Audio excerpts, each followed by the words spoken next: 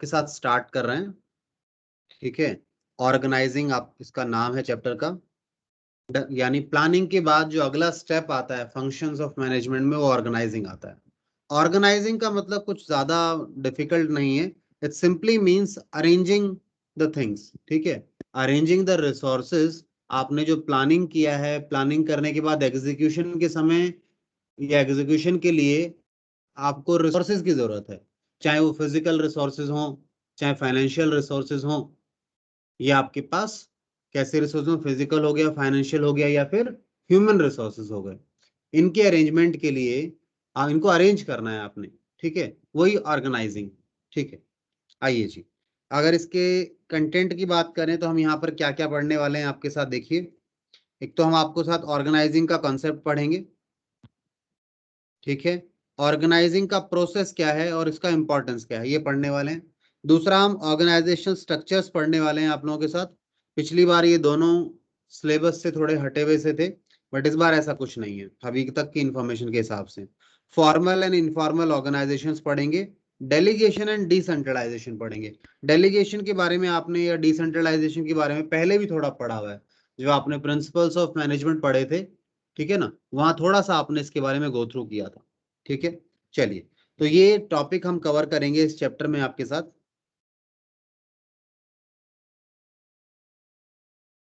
और ये एक विप्रो के बारे में बता रखा है, उनके ऑर्गेनाइजिंग स्ट्रक्चर के बारे में, रीस्ट्रक्चरिंग, उन्होंने रीस्ट्रक्चरिंग की थी, Wipro restructuring, becoming a global giant. आज के समय विप्रो जो है, शुरुआत थी उसके कंपैरिजन में आज के समय काफी एरियाज में कवर करता है। और कई लोग आज के समय केवल इतना समझते हैं कि विप्रो केवल टेक्नोलॉजी कंपनी है, विप्रो इसके अलावा भी काफी प्रोडक्ट बनाता है। आपको पता है विप्रो और क्या क्या बनाता है? टेक्नोलॉजी कंपनी तो है, सॉफ्टवेयर डेवलपमेंट ये सब तो करते ही है ये लोग, इसके अलावा भी कुछ है, बता सकता है कोई? विप्रो कहीं सुना हो बल्ब किसी ने? बनाते हैं। क्या जी? बल्ब। हाँ बिल्कुल, कहाँ देखे थे बल्ब ये? एलईडी बल्ब आते हैं। हाँ नहीं, किस मार्केट में देखे आपने ये, कहाँ, मतलब किसी शॉप पे देखे थे आपके आसपास या कहाँ पे? हमारे याद घर पे आता ही है है कुछ? सर। हम्म। हम हमारे घर पे ही हैं। अच्छा, घर पे तो है, मतलब कहाँ से तुम्हारी आसपास की मार्केट में मिला था या कहीं स्पेसिफिक किसी शॉप से? वैसे ही पूछ रहा हूँ, जनरल। कैंटीन से लाए थे। बिल्कुल एग्जैक्टली, कैंटीन से लाए थे, मैंने भी वहीं देखा था ये, ठीक है, कैंटीन में देखा था, इसलिए मैं पूछ रहा था कि मार्केट में कम मिलता है ये, ठीक है ना, डायरेक्टली गवर्नमेंट सप्लाई है इसकी, ठीक है ना, वहां उनको देते हैं ये लोग, ठीक है। तो बिल्कुल सही था, ऐसा ही है, इसीलिए मैंने पूछ लिया था, ठीक है। कहीं वो सोच रहा होगा अंशल पता नहीं क्यों पूछ रहे हैं, ठीक है। तो कैंटीन वगैरह में जो आपके जो आर्मी वगैरह के कैंटीन होते हैं, ठीक है ना, इनमें आपको मिलेगा ये प्रोडक्ट। और भी काफी प्रोडक्ट बनाते हैं ये लोग, ठीक है। तो चलिए विप्रो के बारे में थोड़ा सा पहले एक बार गो थ्रू करें, फिर आगे चलेंगे अपने चैप्टर की तरफ। देखिए, विप्रो की रीस्ट्रक्चरिंग, रीस्ट्रक्चरिंग समझते हैं? आपका जो स्ट्रक्चर है, यानी आपका जो ढांचा है, उसे चेंज करना, दोबारा से बनाना, रीस्ट्रक्चरिंग, ठीक है। तो देखिए, कहता है one of India's largest IT solution provider, largest IT solution provider है ये लोग, ठीक है। एक minute, Wipro technologies is taking on like IBM, ठीक है, and asset to include among the largest and most successful technology service companies in the world। तो ये compete कर रही है एसेंचर के साथ, आईबीएम के साथ, ठीक है ना, ताकि वो एक बड़ी टेक्नोलॉजी कंपनी बन पाए। स्ट्रक्चरिंग विप्रो, अजीम अजीम प्रेम जी, ठीक है, इसके चेयरमैन है आई थिंक अभी, या कोई और तो नहीं बदल गया, देख लेना, वही है शायद, ठीक है। was considered the most important step in becoming a global giant। तो ज्यादा इंपॉर्टेंट स्टेप किस चीज का रहा, क्या इंपॉर्टेंट रोल रहा, किस चीज का रोल रहा? रीस्ट्रक्चरिंग का, इन्होंने जो अपने आप को रीस्ट्रक्चर किया, ठीक है, इसका काफी इंपॉर्टेंट रोल था।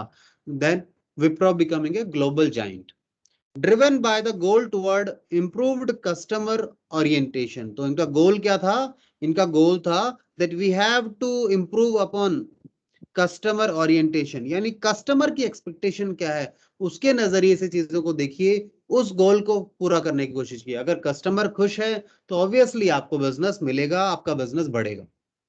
Wipro separated itself into several subsidiaries, by product line. तो विप्रो ने क्या किया हुआ है, अपने आप को स्प्लिट अप किया हुआ है, सब्सिडरीज में कन्वर्टेड है, ठीक है, प्रोडक्ट लाइन के हिसाब से, यानी क्या प्रोडक्ट वो बेच रहे हैं उसके हिसाब से।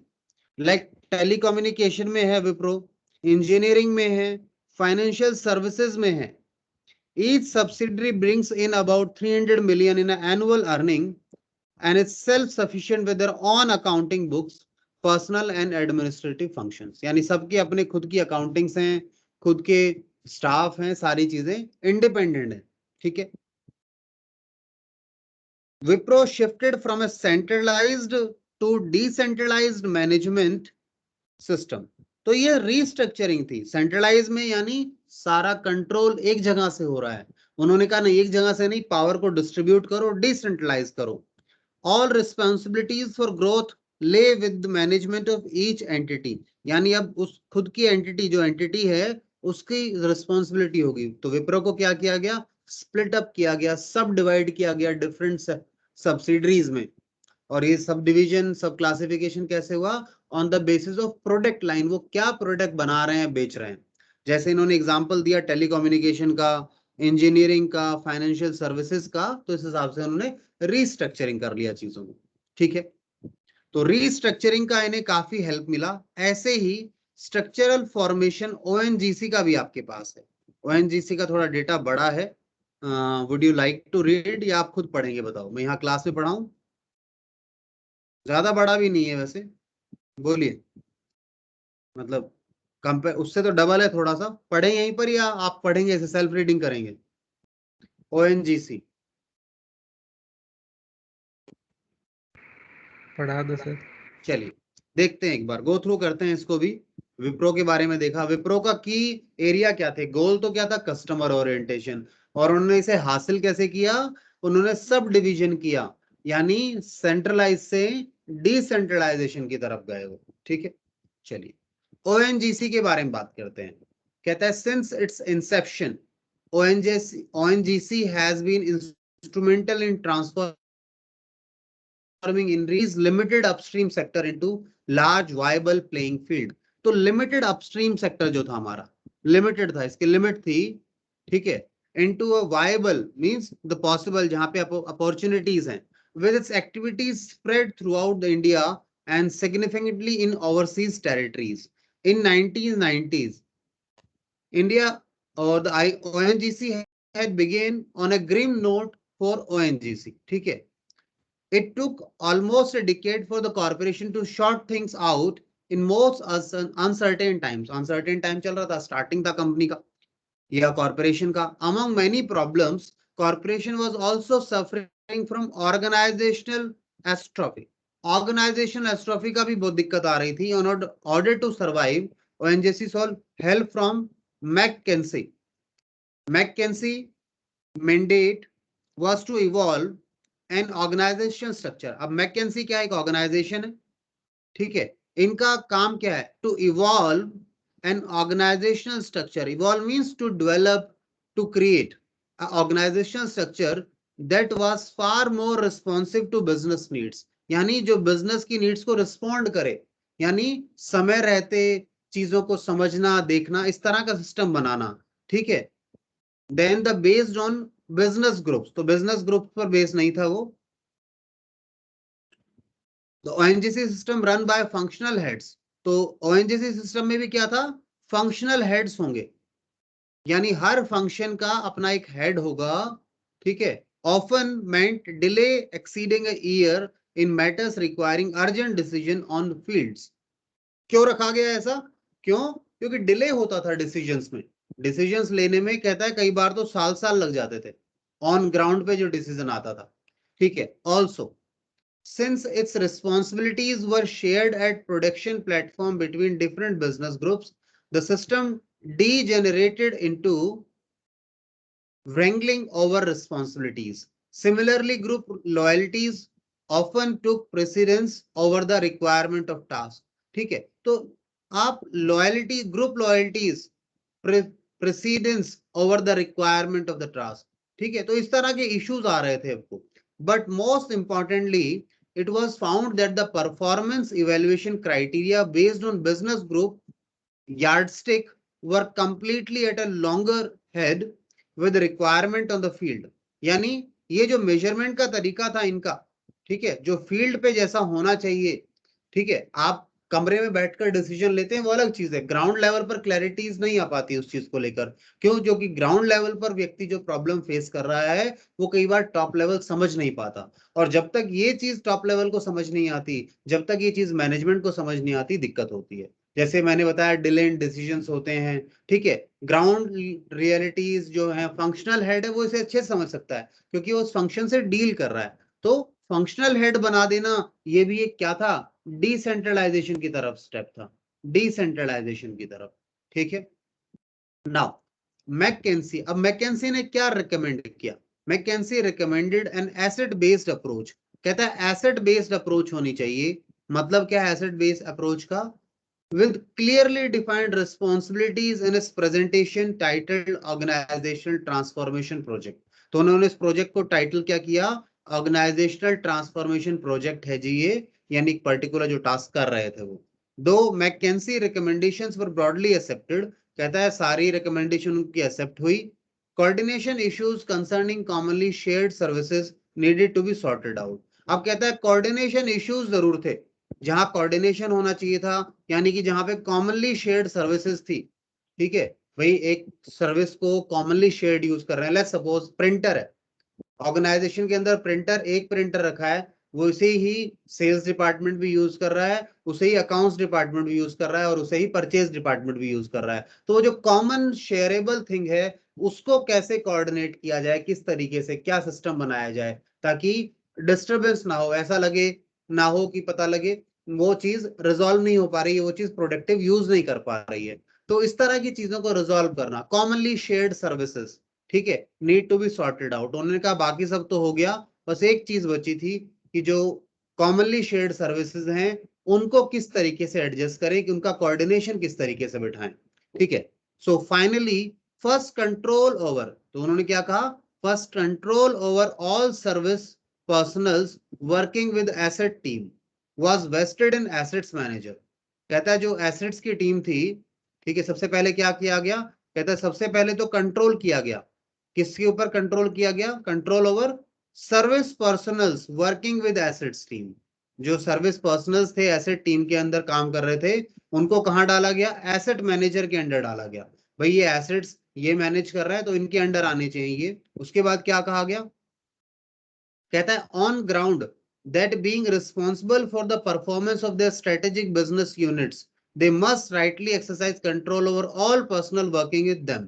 तो अब कहता है अगर उन्हें ग्राउंड पे इस चीज को काम करना था, अपने यूनिट को आगे लेकर जाना है ग्राउंड पर, तो they will be responsible for performance of their business unit. उन्हें हेल्ड किया गया, मींस उनकी रिस्पॉन्सिबिलिटी दी गई कि भैया आप रिस्पॉन्सिबल होंगे अगर आपका बिजनेस यूनिट, आप कौन? एसेट मैनेजर को बोला गया भाई ये एसेट्स हैं, इस पर जो लोग काम कर रहे हैं हमने आपको दे दिए। यानी एक तरीके क्या हुआ? डिसेंट्रलाइजेशन हो गया। आपको लोग भी दे दिए गए काम करने के लिए, आपको जिम्मेदारी भी दे दी गई, अथॉरिटी दी आपको, लोग दे दिए भाई आप इनसे काम करो, आपकी जिम्मेदारी है, आप जो कहेंगे वैसा ही काम करेंगे। तो आपको जब अथॉरिटी मिली, साथ में रिस्पॉन्सिबिलिटी क्या दी? अगर आपका यूनिट, जो आपकी बिजनेस यूनिट है, अगर परफॉर्म नहीं करती है तो ये आपकी जिम्मेदारी है, ठीक है। Even procurement powers were devolve. Even procurement power, procurement क्या होता है बेटा? प्रोक्योरमेंट पावर मतलब परचेजिंग पावर। आपको कुछ खरीदना है तो पहले एक जगह पे, सॉरी ज्यादा बोल्ड हो गया ये, आपको कुछ खरीदना है तो पहले क्या है? सेंट्रलाइज था परचेजिंग के लिए,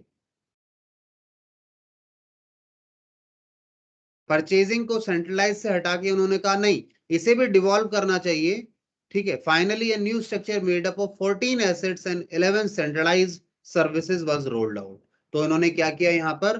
14 तो एसेट्स रख दिए जो अलग अलग कर दिए गए, और 11 सेंट्रलाइज सर्विसेज रह गई, जो कि 11 जो 11 सर्विसेज थी उनमें क्या रहा होगा? उनमें ये इश्यू था, उनमें कॉमनली शेयर्ड सर्विसेज थी वो, जो कि कॉमनली ये जो एसेट्स हैं हमारे 14 एसेट्स, ये सभी इन सर्विसेज को एक्सेस करेंगे, तो वो किस तरीके से मैनेज होगा, ठीक है। यानी लेट्स सपोज मैंने एग्जांपल दिया प्रिंटर का, आपको और भी बहुत एग्जांपल हो सकते हैं। हो सकता है कंपनी का ट्रांसपोर्ट हो, तो ट्रांसपोर्ट सभी को यूज करना है, तो किस तरीके से इसे मैनेज किया गया, इस पर काम किया गया उन्होंने। तो अल्टीमेटली उन्होंने क्या किया, कहा कि अगर एक जगह से सारा काम होगा ना, यानी सेंट्रलाइज कर देंगे चीजों को, तो काम हो नहीं पाता। आपको अपनी ऑर्गेनाइजेशन को स्प्लिट करना पड़ेगा unit wise, on the basis of function और on the basis of product line. आपको उसे स्प्लिट करना पड़ेगा ताकि हर व्यक्ति की आप अकाउंटेबिलिटी, आप रिस्पॉन्सिबिलिटी असाइन कर पाए। तो ओएनजीसी का भी एग्जांपल पढ़ा आपने, विप्रो के बारे में भी देखा, तो इन दोनों में यही हुआ था। अब एक्चुअली इस चैप्टर में इन्हीं के बारे में बात करनी है। आप कहेंगे क्यों ये ऑर्गेनाइजेशन स्ट्रक्चर को स्प्लिट करने की बातें कर रहे हैं यहाँ पे, क्या जरूरी क्या है? तो इसका इंपॉर्टेंस आपको इस चैप्टर को पढ़ेंगे तब समझ में आएगा कि क्या इंपॉर्टेंस है इसका। आइए जी, इंट्रोडक्शन हमारे पास है सबसे पहले तो।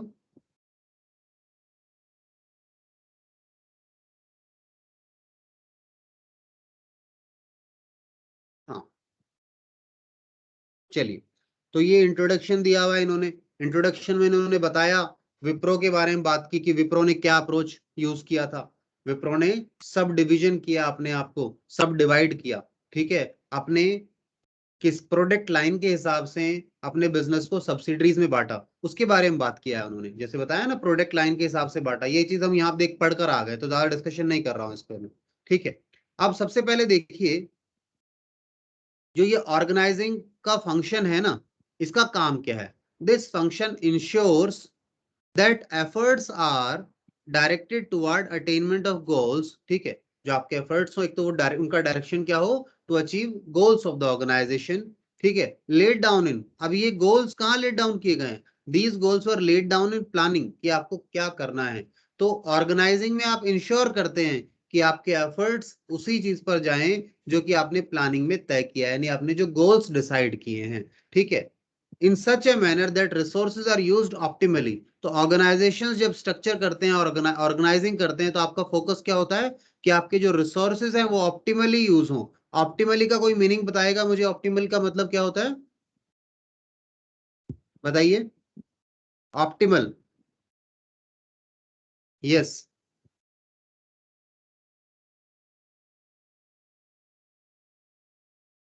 ऑप्टिमल का मतलब क्या है, बताएगा कोई? May be fully. हाँ बिल्कुल, हाँ, ऑप्टिमल का मतलब होता है जी, सुनिए एक सेकेंड, चलिए, ऑप्टिमल का मतलब हुआ, बिल्कुल सही बताया कुणाल ने, इसको आप और बेहतर लिख सकते हैं, बेस्ट पॉसिबल। बेस्ट पॉसिबल यानी कि full utilisation, complete utilisation, zero wastage, ठीक है, जीरो वेस्टेज की तरफ जाइए, ऑप्टिमम यूटिलाइजेशन होना चाहिए, and people are able to work collectively, और लोग एक साथ मिलकर कलेक्टिवली काम कर पाए, and effectively, collectively and effectively, क्योंकि एक साथ मिलकर काम करते हैं तो कई बार एफिशिएंसी नहीं आती, एफिशिएंसी डाउन हो जाती है। तो as a team they should work, ठीक है, फॉर कॉमन पर्पस, यानी कॉमन ऑब्जेक्टिव और गोल।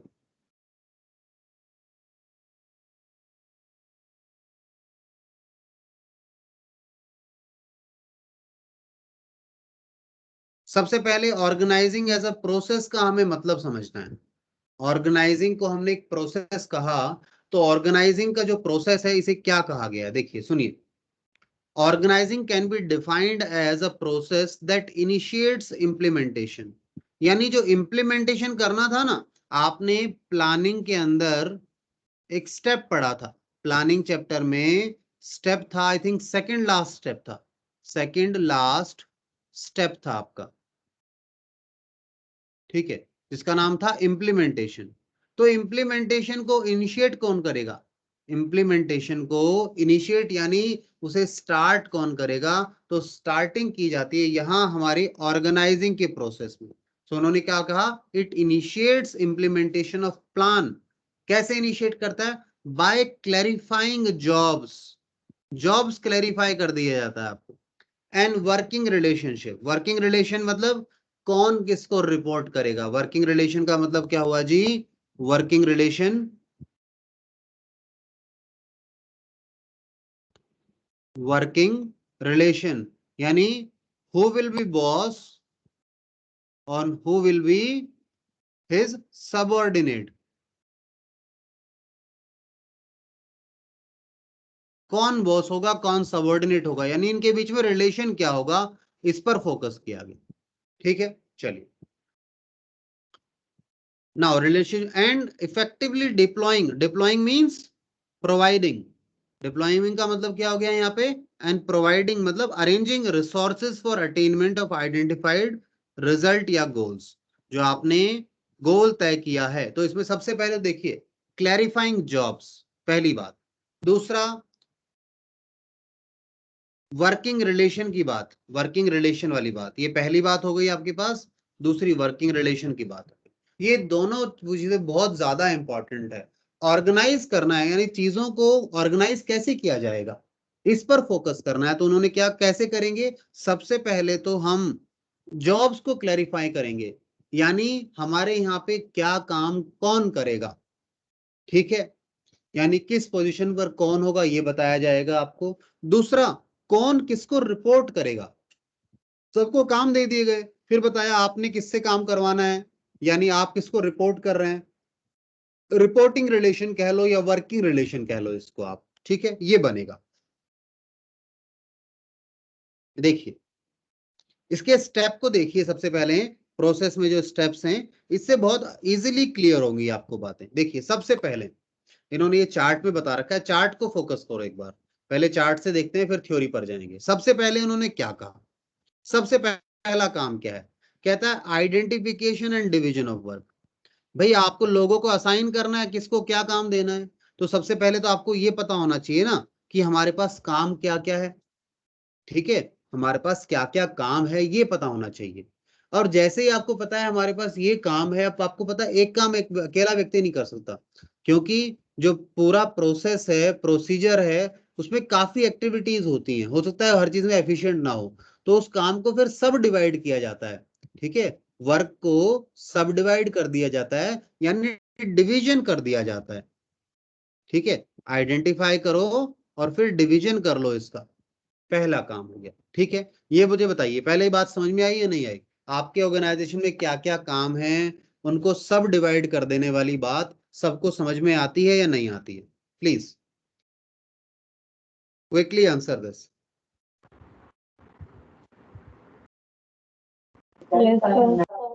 ठीक है, तो ये बात अगर हमें समझ में आ जाती है कि किस तरीके से काम हो रहा है, इसके बाद अगला बात समझिए। अगली बात क्या बनी, डिवीजन, यानी डिपार्टमेंटलाइजेशन हो गया। डिपार्टमेंटलाइजेशन का मतलब क्या होता है, कॉमन वर्क, कॉमन या सिमिलर, एक जैसे काम।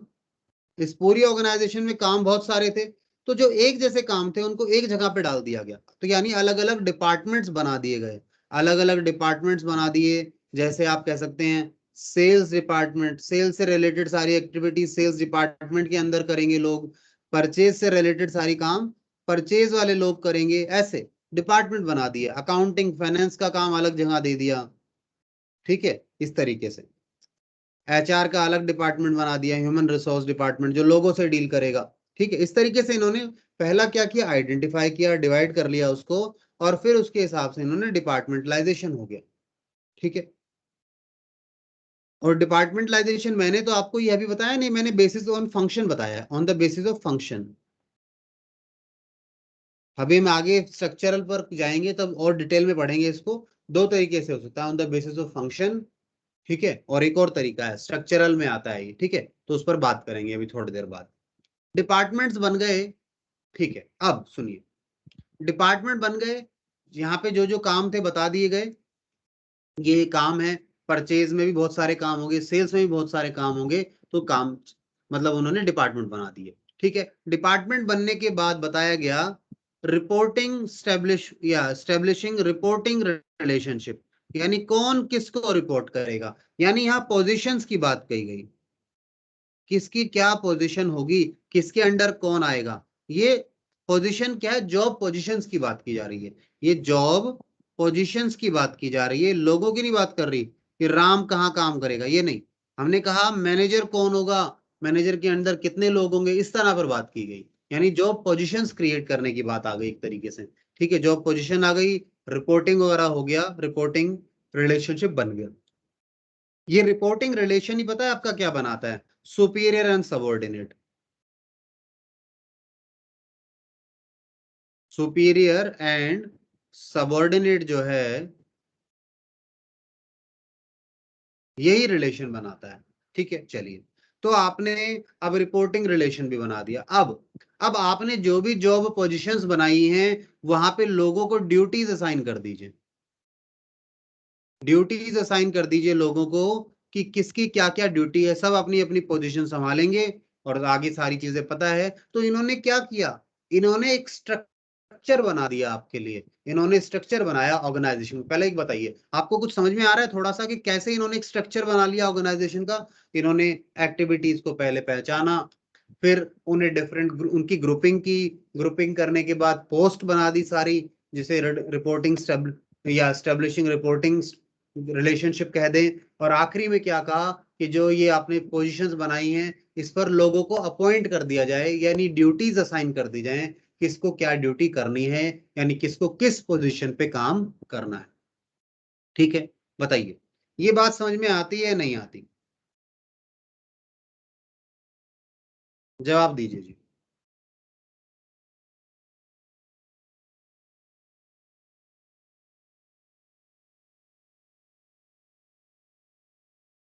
सब साइलेंट है बिल्कुल। मुझे लग रहा था मैं ही बोले जा रहा था और मैं ही समझ रहा था। आप भी कुछ? हाँ जी, कुछ समझ में आया अंशल थोड़ा बहुत? Yes sir. ठीक है, चलिए, इसके बाद हमारे पास, अच्छा ये पीडीएफ मुझे विशाल भेजते रहता है, तो आप में से किसी के पास भी अगर बुक नहीं हो और ये पीडीएफ चाहिए हो तो आप मुझसे ले सकते हैं। ठीक है, ठीक है अंशल, जिनकी बुक अभी आई नहीं है ना मार्केट से वो ले सकते हैं आप मुझसे। मुझे व्हाट्सएप कर देना, मैं भेज दूंगा। ठीक है, चलिए, सक्षम आपकी क्या रिपोर्ट है जी?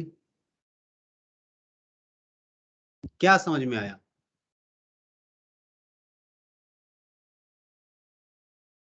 बताइए। Yes sir, yes sir. आपने अभी स्टेप्स या प्रोसेस में जो है हमारे जो ऑर्गेनाइजिंग का प्रोसेस है उसके स्टेप्स पढ़े हमने, तो आपको कौन कौन सा स्टेप समझ में आ गया ये बताओ।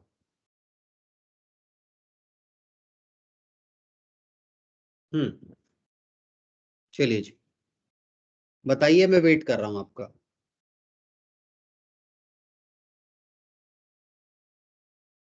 कौन सा स्टेप समझ में आया सक्षम? आगे सारे आ गए?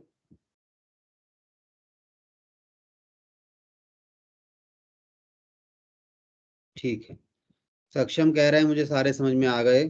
इसके बाद हमारे पास आयुष है। आयुष अभी आया है पहले ही था? ये मोहित, मोहित बेटा,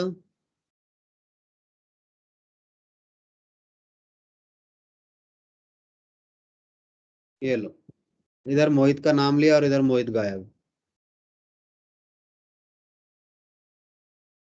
कितना अच्छा ऑप्शन है, आप गायब हो सकते हो। ठीक है, गायब, गायब होने वाला ऑप्शन यही है। क्लास में भी ऐसा होता सर, हम बटन दबाते और हम गायब हो जाते तो कितना अच्छा होता है ना? सर गायब होके सीधे ग्राउंड में मिलते हैं। हाँ, हाँ, और स्कूल में ऐसा ऑप्शन होता कि अंडरग्राउंड कोई टनल होती और हम बटन दबाते ही उस टनल में पहुंचते और टनल से सीधा ग्राउंड में, प्ले ग्राउंड में, तो सर मजे आ जाते। इससे अच्छा तो जीवन में कुछ नहीं हो सकता था। ठीक है, हाँ, मैंने मोहित का नाम लिया, मोहित कह रहा मैं जा रहा हूँ, मुझे नहीं रुकना क्लास में। भाग गया बच्चा।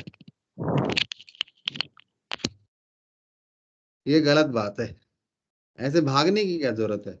मैं पकड़ के बुलाता हूँ उसको दोबारा, रुको, मैंने कॉल किया है उसको। आजाद नहीं है, अंकुर भी नहीं है, आदित्य, दो दो गायब हैं।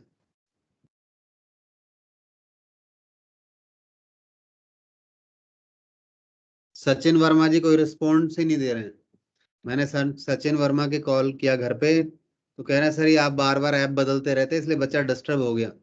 मैं कहा 5 मिनट का काम था ऐप में लॉगिन करना, तो ठीक है ना, बच्चा पढ़ता नहीं, कोई जवाब नहीं देता है। ठीक है, पेरेंट्स को ऐसे बेवकूफ बनाते रहते, बहाने लगा देते हैं, ऐसा हो गया, ये हो गया, वो हो गया। पेरेंट्स सोचते हैं बच्चा सही कह रहा होगा, सच ही बोल रहा होगा, झूठ तो नहीं बोल रहा होगा। ठीक है, तो ये चीज आती है उनके सामने। आइए जी, तो ये स्ट्रक्चर आप लोगों को समझ में आ गया क्लियरली, तो प्रोसेस बड़े इजीली समझ में आ जाएगा। ठीक है, अगर ये स्ट्रक्चर समझ में आ गया।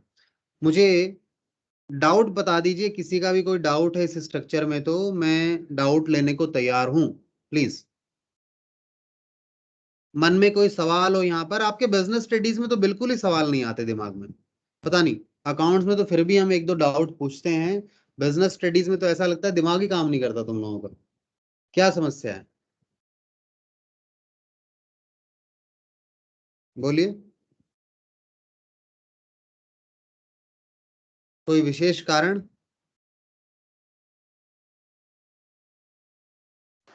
बोरिंग होती है सर। बोरिंग होती है? देखो बोरिंग है, अब बोरिंग को थोड़ा सा इंटरेस्टिंग आप बना पाएंगे तब जब आप थोड़ा सा पढ़ना शुरू करेंगे साथ में। आप ना इसे समझने की कोशिश करो। आप इसे अगर रटने की तरफ देखेंगे ना तो बहुत बोरिंग तो हो जाएगा और मुश्किल भी बहुत ज्यादा हो जाएगा। आप ऑर्गेनाइजिंग को फील करने की कोशिश करो कि हमने प्लानिंग कर ली है। अब प्लानिंग कर लिया है कि हमें ऐसा करना है, तो ऑर्गेनाइजिंग को उन्होंने क्या बोला? ऑर्गेनाइजिंग जो है हमारे, जो हमने प्लान किया उसे इम्प्लीमेंट करने में सबसे पहला स्टेप ऑर्गेनाइजिंग का है। ये इनिशिएट करता है कि इम्प्लीमेंट कैसे होगा कोई भी प्लान। आप खुद सोचिए, आपने कोई प्लान बनाया तो उसे कैसे इम्प्लीमेंट करोगे? सर इम्प्लीमेंट करने यानी लागू करने के लिए तो जो प्लान बनाया है उसके लिए जो जो लोग चाहिए, क्या क्या काम है, पहले तो ढूंढोगे क्या क्या काम करने हैं। ठीक है, आपने काम ढूंढ लिए, उसके बाद आपने देखा भाई काम, एक टीम बना दी जाए सभी की कि ये वाले काम के लिए 4 व्यक्ति रख दो। ठीक है ना, यानी उनका एक डिपार्टमेंट बना दिए सबके कि भाई आप इस एक्टिविटी को देखना, आप इस एक्टिविटी को देखना। तो ये डिपार्टमेंटलाइजेशन एक्टिविटी वाइज भी हो सकता है, फंक्शन वाइज भी हो सकता है, प्रोडक्ट वाइज भी हो सकता है। ठीक है, कि आपने कह दिया भाई जो हमारा फुटवेयर लाइन है उसके लिए अलग आप लोग रिस्पॉन्सिबल हैं, आप अपना हिसाब का काम संभालो। या आपने कह दिया सेल्स आपकी जिम्मेदारी है, तो क्लासिफिकेशन दोनों के बेस पर हो सकता है। तो जैसे ही आपने लोग पहले काम पहचान लिया, फिर ग्रुपिंग कर दी, उसकी ग्रुपिंग के बाद आपने बता दिया ग्रुप में कौन लीडर होगा। ठीक है, जो अगला काम आपका था रिपोर्टिंग रिलेशनशिप को एस्टेब्लिश करना, यानी ग्रुप में कौन लीडर होगा, कौन सबॉर्डिनेट होगा, ये सारी चीजें आपने देख ली। ठीक है, तो इस तरीके से काम करना है आपको। समझ में आई बात? तो थोड़ा प्रैक्टिकली समझने की कोशिश करेंगे ना तब बोरिंग नहीं लगेगा, अदरवाइज बहुत ज्यादा बोरिंग हो जाएगा। ठीक है, बताइए।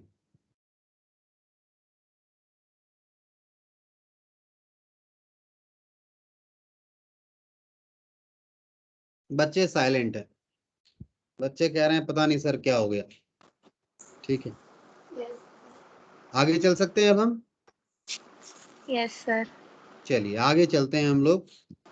और आगे हमारा काम क्या है जी, देखें अब इनको हम डिटेल में पढ़ लेते हैं एक बार। ये जो स्टेप्स थे हमारे, इनको डिटेल में पढ़ें। देखिए डिटेल में आप पढ़ रहे हैं, मैंने तो बता दिया है।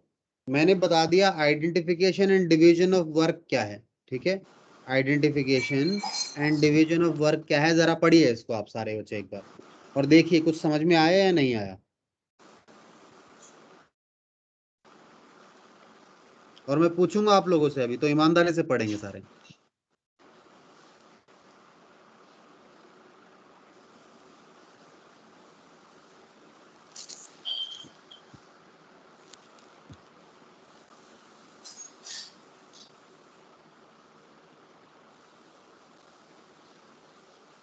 आइडेंटिफिकेशन कर लिया, डिवीजन कर लिया। ठीक है, आइडेंटिफिकेशन हो गया, डिवीजन हो गया, उसके बाद अगला काम क्या किया आपने?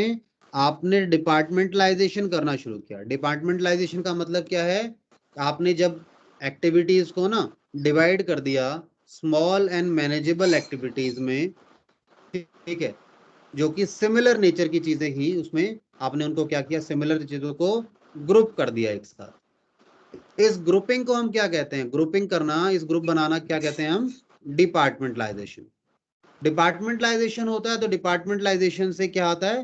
स्पेशलाइजेशन आता है। क्योंकि आपका काम अब फिक्स हो गया है, आप उसी काम को रूटीन में रेगुलरली करते रहेंगे तो आपका एफिशिएंसी लेवल बढ़ेगा, आपका स्पेशलाइजेशन बढ़ेगा उन चीजों को लेकर। आई बात समझ में? ये डिपार्टमेंटलाइजेशन का बेनिफिट समझ में आया या नहीं आया? Yes sir. ठीक है,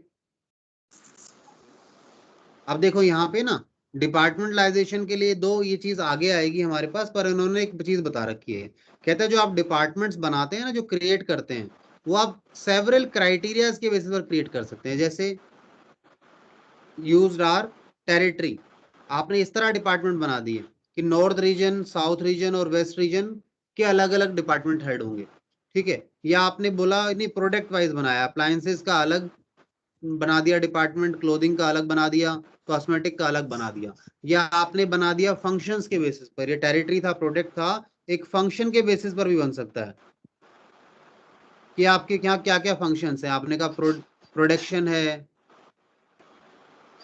सेल्स है, ठीक है, सेल्स हो गया, परचेज डिपार्टमेंट है आपका, अकाउंट्स डिपार्टमेंट है, फाइनेंस डिपार्टमेंट है, इस तरह आपने डिपार्टमेंट बना दिए, तो फंक्शन के बेस पर भी क्लासिफिकेशन हो सकता है। नाउ अगला काम, assignment of duties. Assignment of duties यानी ड्यूटीज असाइन करेंगे आप लोगों को। कहता है it is necessary to define the work of different job positions. जो डिफरेंट जॉब पोजीशंस है ना, उनका वर्क डिफाइन करना बहुत जरूरी है, ठीक है। And accordingly allocate work to every employee. और जब आपने डिफरेंट जॉब पोजीशन का वर्क डिसाइड कर लिया तो आप उसे एलोकेट कर सकते हो उस काम को, किसको? अलग अलग एम्प्लॉइज को, डिफरेंट एम्प्लॉइज को, वेरियस एम्प्लॉइज, ठीक है। कहता है once departments have been formed, कहता है जैसे ही डिपार्टमेंट बन जाते हैं, each of them is placed under charge of an individual, यानी डिपार्टमेंट का एक हेड बना दिया जाता है, डिपार्टमेंट में एक हेड बना दिया जाता है, लीडर बना दिया जाता है।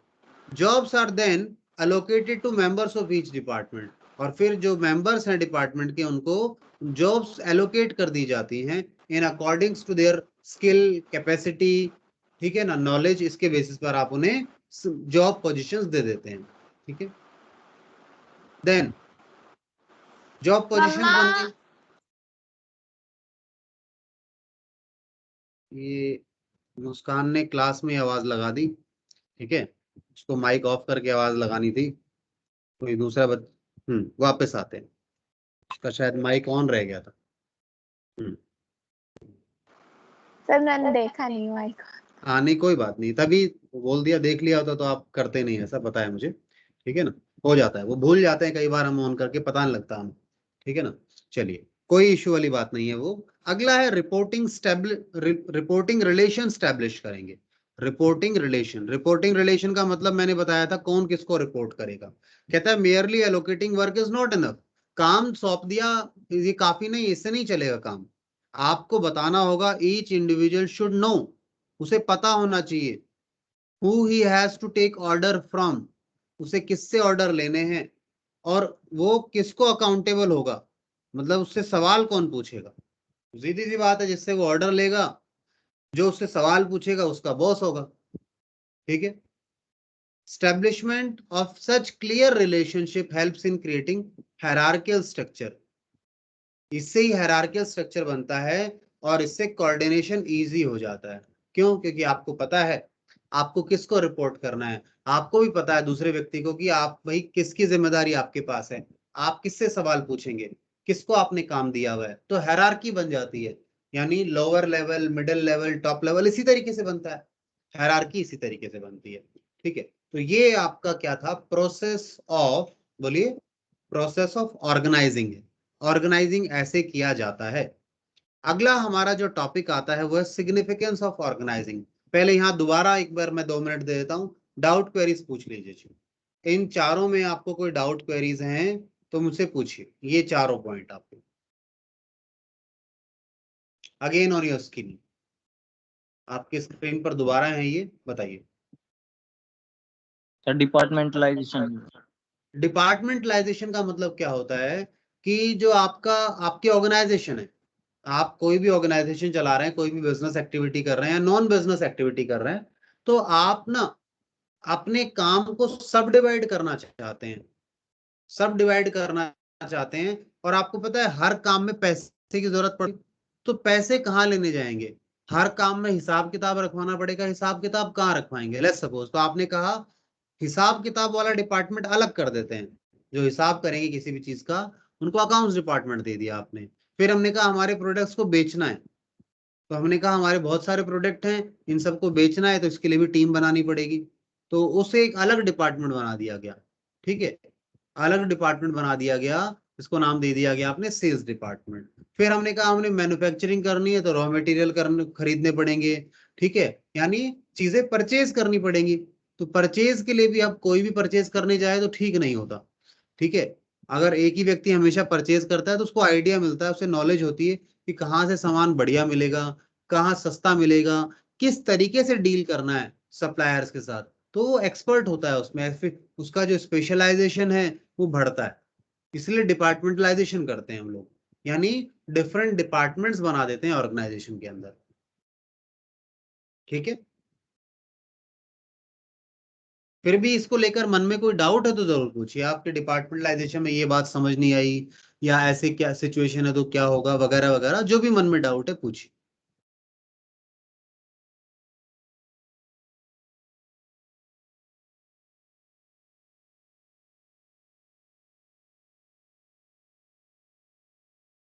हाँ जी विशाल।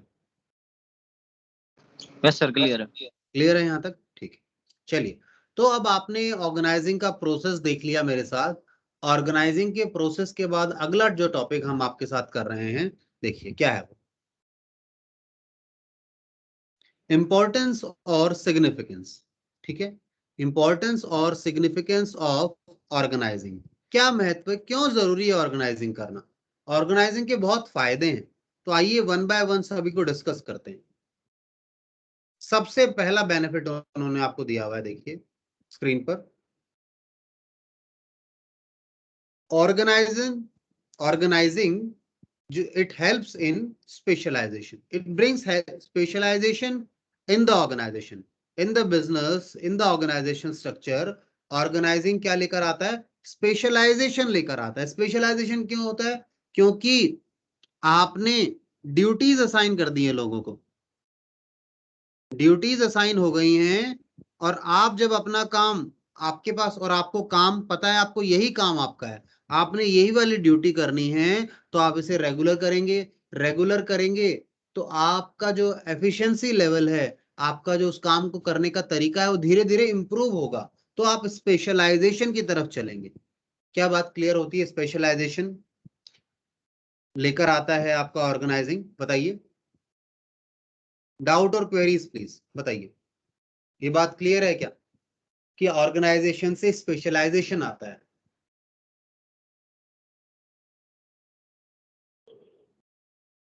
डाउट है तो पूछ सकते हैं, मैं दोबारा बताने को तैयार हूं। एक बार पढ़ लीजिए जल्दी से इसको, फिर आगे चलेंगे।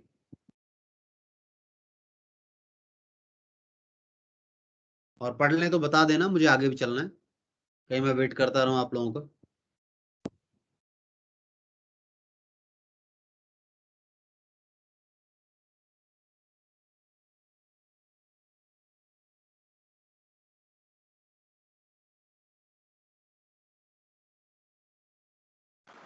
पढ़ लिया। ठीक है, अगला क्लैरिटी इन वर्किंग रिलेशन। अगला इंपॉर्टेंस क्या है? कहते हैं आपको क्लैरिटी मिलती है, you are very much aware about it, कि आप किसको रिपोर्ट करेंगे, कैसे काम होना है। ठीक है, तो क्लैरिटी आती है आपके अंदर। क्लैरिटी आती है किसमें? वर्किंग रिलेशनशिप में,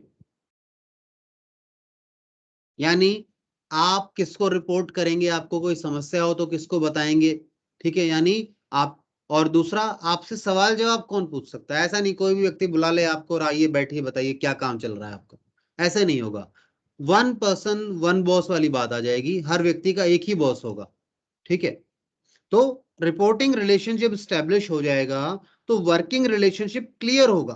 क्लियर होगा, और जब क्लैरिटी होगी तो काम करने के तरीके में भी आपको क्लैरिटी मिलेगी, आप इजी तरीके से काम कर सकते हैं, आपको प्रॉब्लम्स नहीं आएंगी। ठीक है, जो नॉर्मली अगर नहीं पता ना वर्किंग रिलेशनशिप क्या है, कौन किसको रिपोर्ट करता है, कौन किससे सवाल कर सकता है, नहीं पता तो डायलमा रहेगा, ऑर्गेनाइजेशन में कंफ्यूजन क्योस की स्थिति रहेगी। और ऐसी स्थिति में क्या काम हो पाएगा? बिल्कुल नहीं हो पाएगा। ठीक है, डुप्लीकेशन तो होना ही है। ठीक है, जो डुप्लीकेशन तो यही हो जाता था अगर ड्यूटीज असाइन नहीं की गई होती। तो कोई भी काम कोई भी कर रहा है, रिपीटेशन भी हो रहा है, किसी को पता ही नहीं काम हो गया था, दोबारा कर डाला। ठीक है, तो रिपीटेशन भी खत्म हो गया। वर्किंग रिलेशनशिप बनने से क्लैरिटी आ गई कि साहब कौन किसको रिपोर्ट करेगा, किसने किसके अंडर काम करना है, कोई समस्या हो तो किससे सवाल करना है, किसको जवाब देना है, ये चीज भी क्लियर होती है। देखिए अगला, इसे पढ़िए, पहले इसे पढ़ लीजिए फिर आगे चलते हैं।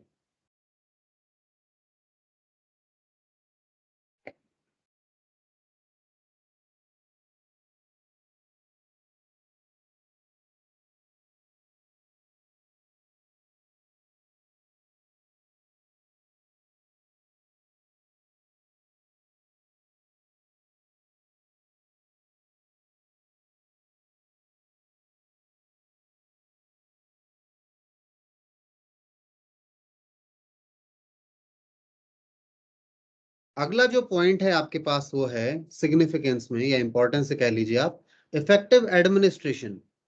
एडमिनिस्ट्रेशन समझते हैं ना, चीजों को मैनेज करना, यानी मैनेजमेंट इफेक्टिव हो जाएगा, मैनेजमेंट इजी हो जाएगा, मैनेजमेंट जो है वो इजी एंड इफेक्टिव हो जाएगा। कैसे होगा मैनेजमेंट इजी? भाई आपने रिपोर्टिंग रिलेशनशिप स्टैब्लिश कर दी है, आपको पता है कौन व्यक्ति क्या काम करता है, तो अगर कोई काम नहीं होता पूरा तो आपको पता है आपको किस व्यक्ति को बुलाना है। ठीक है, किस व्यक्ति को रिस्पॉन्सिबल ठहराया जाएगा, कौन व्यक्ति उसके लिए जिम्मेदार होगा, आपको पता है। तो चीजों को मैनेज करना, एडमिनिस्टर करना आसान हो जाता है यहां पर। ठीक है, चलिए पढ़िए इस पॉइंट को भी, रीड कीजिए एक बार।